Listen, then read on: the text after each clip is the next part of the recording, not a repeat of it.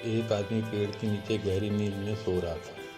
पास ही एक छोटा सा चूहा आया और उसके पैर को हल्का सा काटने लगा। उसी समय वहाँ एक सांप भी निकला।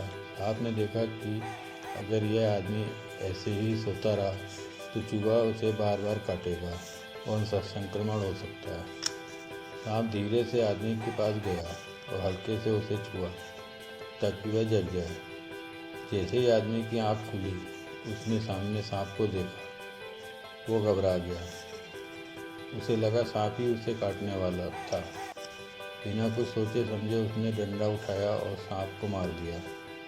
थोड़ी देर बाद उसने नीचे देखा तो चूहा भागता हुआ दिखाई दिया। तब वह समझ आया गलती सांप की नहीं थी, गलती उसकी जल्दबाजी की थी। कभी कभी अधूरी सच्चाई देखकर फैसला मत लो। कभी कभी जो बुरा दिखता है वही हमेशा भला करता है।